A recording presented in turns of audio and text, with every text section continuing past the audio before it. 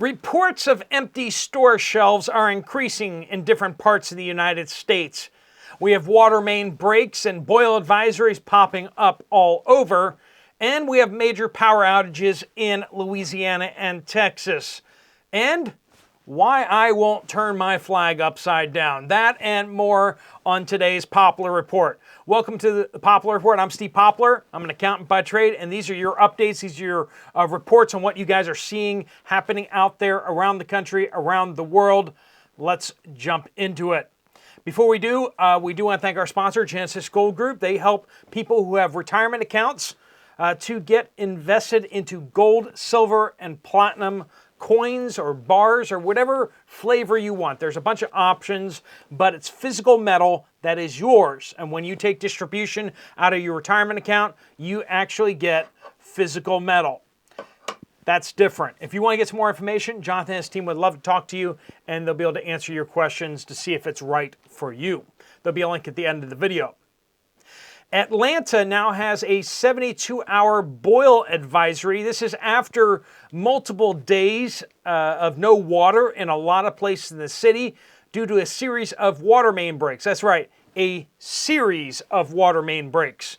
You got to hand it to Atlanta. When they do chaos, they do it all together.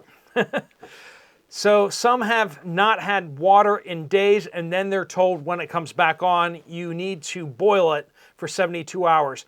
This is why we talk over on Poplar Prepper, and we talk about getting prepared and being ready to take care of your family if you don't have water for 5 days. Are you going to be okay? Are you going to handle that? And are you going to be able to treat your water? That's a big question out there. All right, friends, let's get into the flag. You guys, a whole bunch of you guys keep emailing me about this and texting me and commenting and stuff like that. And I know there's a number of channels out there. They're saying, flip the flag upside down. Let's signal our distress. And I know it's a movement out there. I'm not taking anything away from that movement. But my flag's not turning upside down. That's just not going to happen. And I'll tell you why. And it's really just a difference of perspective. A lot of people out there are saying basically the flag represents the country that is, and because the country that is in distress, we're symbolizing that by turning it upside down. For me, the flag doesn't represent the country that is. It represents the country's values, and it's a set of values and ideals. And because of that, my flag won't ever turn upside down because I still believe in those values and ideals. It's what we should be. And that doesn't change. What we should be doesn't change to me. So now, one of the things I'll point out there is when I fly a flag out there, it drives the leftists crazy because I don't think they're looking at it and going, wow, we're doing such a great job taking over the country, and this person's celebrating that. No, they're looking at the flag and they're thinking, what that flag stands for is something that we hate. And what they hate, I love. And as it says in the Pledge of Allegiance, they hate it because it's about the values and the dreams it embodies.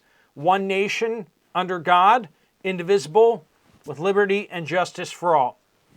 I said that pledge enough as a kid that when I look at the flag, that's what I think of.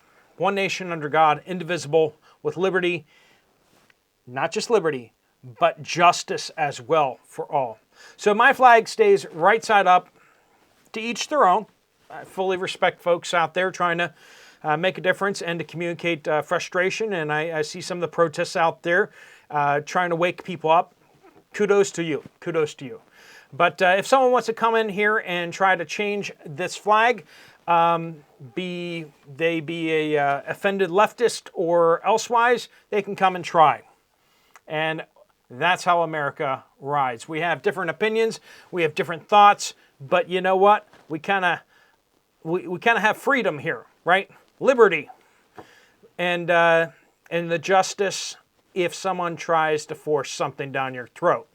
Anyway, just enough of you guys reached out. I just wanted to explain that. So, James says, updates from Southwest Indiana.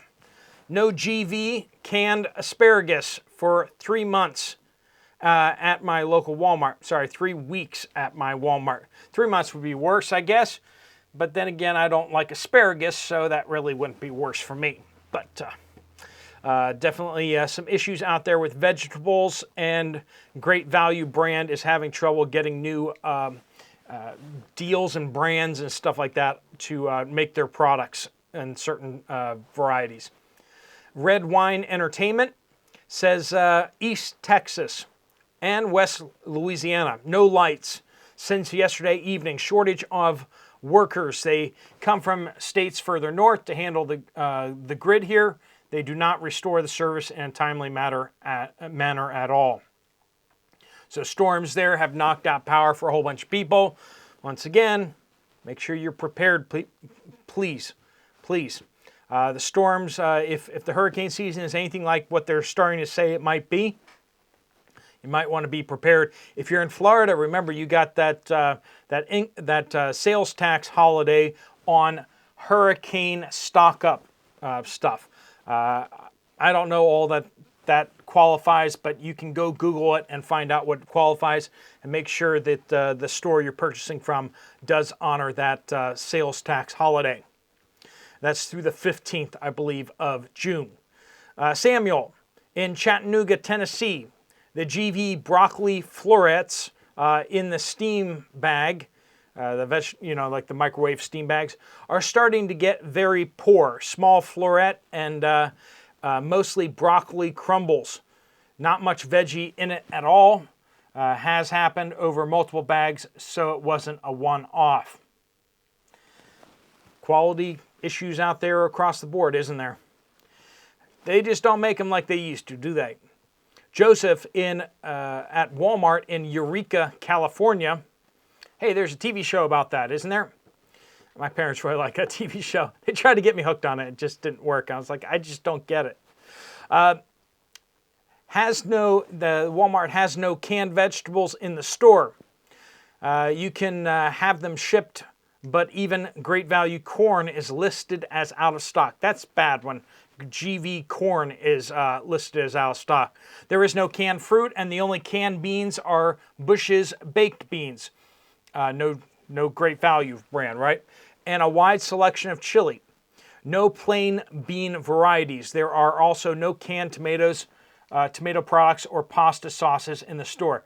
Notice that we're hearing that repeated again and again. GV brand, or the Great Value brand, or the generic, disappearing on different products. Mark, and I think we're going to see that happen a whole lot more as people get more desperate. They're going to start eating what a lot of people like me have been eating all along, right? It's like, why would I pay for the brand name? I mean, there's the generic right there, and it's half the price. Anyway, Mark says shelves are empty in eastern Kentucky. No milk and no bread. Hasn't been for almost a week. Friend of the People says, here in western North Carolina, in a small mountain town, I have been seeing an uptick in private security companies. That's a little bit concerning, isn't it? People not feeling safe, so they're hiring security. Appearing to do patrols now around town. Lived here all my life and never seen this. You might want to check to see how many billionaires are in town, right? Indie Girl in Mishawaka, Indiana, my favorite place in the world to pronounce. Out of boneless, skinless, thin chicken breast. Organic Kroger grated Parmesan cheese. Grated, I guess would be what it means. Bar S hot dogs and Kroger Italian bread crumbles. Refried beans, Kroger brand. Bought Kroger brand natural peanut butter, but that was swimming in oil. So generic is disappearing, and generics are also declining in quality very quickly. Katie says, I'm from Southeast Michigan. If you guys have reports that you'd like to send in, make sure you just pop that comment on this video or any video on this channel. Make sure you use the word update somewhere in there and give us some sort of geographical location. it's nothing worse is than getting a good update from you guys, but not having a location on there, and then we can't use it, right? Because it's just meaningless, right? So back to Katie in Southeast Michigan. I've been having a lot of problems lately with food I've purchased having either a really weird off-putting flavor or just no flavor at all. I frequently get the Frozen Bird's Eye brand stir-fry mixes. Oh, they make those, what was it, Spetzels and green beans. Oh, that stuff's good. But last week, I got the garlic chicken, which I have gotten many times before. This time was different. Everything was so bland and tasteless, I couldn't bring myself to eat it. Even Golden Graham cereal hasn't tasted right for the past year. There are many more examples, but those are the two jumping out at me first. Plenty of issues too with produce going bad 1 or 2 days later or getting delivered already rotten. Food is expensive enough right now without having the problem of buying inedible food. I just can't get ahead anymore. Yeah, just double check to make sure that your taste hasn't dulled. I know a lot of people during the cough were having issues with losing all taste, and it was just kind of one of those things that people mentioned and didn't really, if it didn't happen to you, it didn't really affect you too much or affect someone you knew. But it was like in the last year, I got sick with something, and I lost a bunch of my taste. Just like they said with the cough. So maybe I got another round of it. I don't know. I wasn't really all that sick. It's just suddenly I was kind of wondering because I started eating something and I just figured I wasn't putting enough hot sauce on it or whatever. And so my mouth was like literally burning, but I couldn't taste it. And it was just like, what is going on? So make sure you didn't get some, round 8 of the cough or something, and it just messed with you. I mean, my taste came back over the course of a couple days after that. But I feel like maybe my taste isn't fully returned. I don't know. It's hard to say on that stuff, and it is what it is. Just throw some more hot sauce on it and just kind of keep going, right? But just make sure it's not you, right? But we have been seeing a lot of the ingredients in a lot of the products changing, so it could be that as well. April says, our town here in southeast Texas let us know that they were changing the chlorine to the chloramine, right? They were putting in our water. I knew before they told us because our water started to smell foul and different. Ever since they changed the chlorine, I now have to clean our Alexapure water filter weekly. They're changing stuff out there. And also talking about the water treatment there. MA says, in central Kentucky, I had a glass of water before going to bed last evening and noticed how strong the taste of chlorine was in the water. So when you mentioned other viewers saying chlorine was strong in their water, it made me wonder what was going on. Our dog prefers water from a bowl outside instead of drinking from the inside bowl. Makes you think. So outside's getting hit with the sun, causing the chloramine to break down and disappear. They say about 15 minutes in direct sunlight breaks down chloramine. So if your pet really doesn't like the water, put the bowl outside in the sunlight and break it down. You can put it out in sunlight and then you can bring it back inside or whatever works for you.